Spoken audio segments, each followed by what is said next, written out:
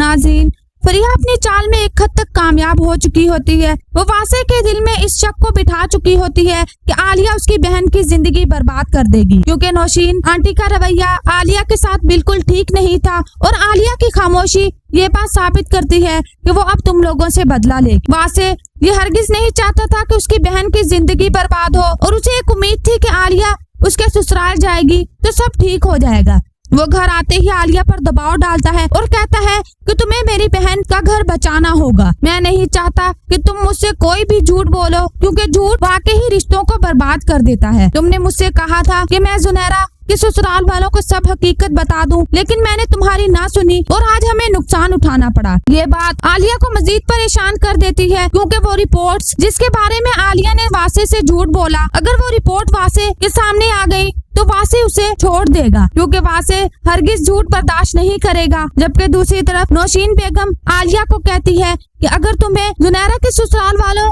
के पाँव भी पकड़ने पड़े तो तुम पकड़ना और मेरी बेटी की रुखसती करवाना ये तुम्हारी जिम्मेदारी है। आलिया ये बात सुनते ही परेशान हो जाती है और एक लम्हे के लिए खुद को बेबस और मजबूर समझने लगती है, क्योंकि वो हरगिज ये नहीं चाहती थी कि वो किसी दूसरे के पाँव पकड़े और मिन्नतें करे, लेकिन उसे अपने घर और रिश्ते को बचाने के लिए ये सब करना पड़ रहा था। जबकि नौशीन बेगम की ये बात सुन के वासे एक लम्हे के लिए खामोश हो जाता है और अपनी माँ की तरफ हैरत से देखने लगता है। उसे इस बात की हैरत होती है कि नौशीन बेगम की ये तमाम बातें आलिया इतनी खामोशी से क्यों सुन रही है, क्योंकि आलिया हमेशा से एक मजबूत मिजाज की लड़की है और वो ये हरगिज बर्दाश्त नहीं करेगी कोई भी उसकी सेल्फ रिस्पेक्ट पर बात करे। लेकिन आलिया की खामोशी वासे को परेशान कर रही थी, जबकि दूसरी तरफ अकरम और दादी भी नौशीन बेगम का ये रवैया बहुत अच्छे से समझ रहे थे और उन्हें इस बात का अंदाजा हो रहा था कि आलिया किसी वजह से मजबूर है।